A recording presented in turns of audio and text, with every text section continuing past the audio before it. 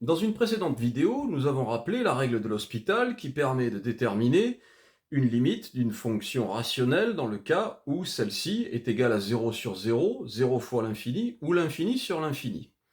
Un autre problème concerne les limites à gauche et les limites à droite. C'est l'objectif de la séance d'aujourd'hui. Nous allons prendre un exemple. Considérons par exemple une fonction f de x égale à 1 sur x moins 1. Il est évident que cette fonction n'est pas définie en x égale 1.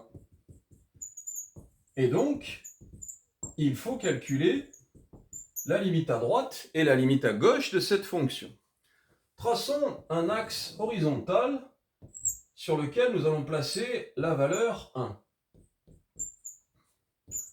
Et essayons de comprendre où se situe l'approche de 1 par valeur supérieure et l'approche de 1 par valeur inférieure. Eh bien, lorsque je suis légèrement au-dessus de 1, je suis très exactement ici. On va donc dire que je suis en 1 plus epsilon.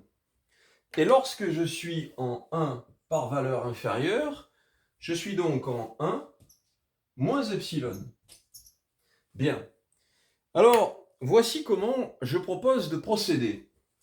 Pour calculer la limite de f de x quand x tend vers 1 par valeur inférieure, je propose de remplacer cette limite par la limite quand epsilon tend vers 0 plus de f de 1 moins epsilon.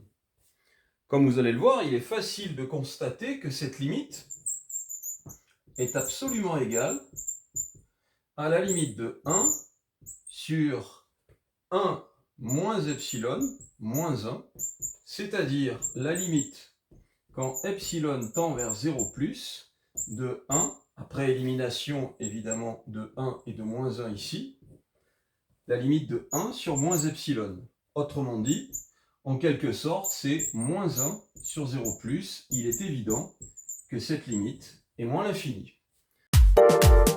De la même façon, on peut calculer la limite à droite en considérant que c'est la limite quand x tend vers 1 par valeur supérieure de f de x, va s'écrire la limite quand epsilon tend vers 0 plus de f de 1 plus epsilon. Ce qui donne la limite quand epsilon tend vers 0 plus de 1 sur 1 plus epsilon moins 1. Après simplification une nouvelle fois par 1 et moins 1, on constate qu'il reste la limite quand epsilon tend vers 0 plus de 1 sur plus epsilon, autrement dit 1 sur 0 plus, on voit bien que c'est plus l'infini, et on a ainsi résolu ces deux limites. On peut tracer la fonction pour s'en convaincre, comme il est facile de le constater.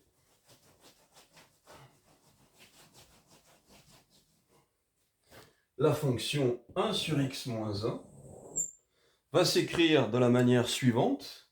Nous avons une asymptote verticale ici en x égale 1, un repère orthonormé OXY, et l'on constate que la fonction va prendre la représentation graphique suivante. On voit bien donc que au-delà de 1, c'est-à-dire par valeur supérieure, la fonction tend vers plus l'infini, c'est lorsqu'on est en 1 plus epsilon, et en deçà de 1, c'est-à-dire par valeur inférieure, la fonction tend bien vers moins l'infini, c'est ce que nous avons démontré. À bientôt!